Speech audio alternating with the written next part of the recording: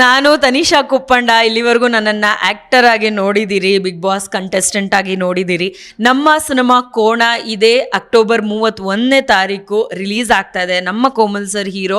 ಅವ್ರ ಜೊತೆ ವರ್ಕ್ ಮಾಡೋದಕ್ಕೆ ನನ್ನಂಥ ಆರ್ಟಿಸ್ಟ್ಗಳು ಬಹಳಷ್ಟು ಪುಣ್ಯ ಮಾಡಿರಬೇಕು.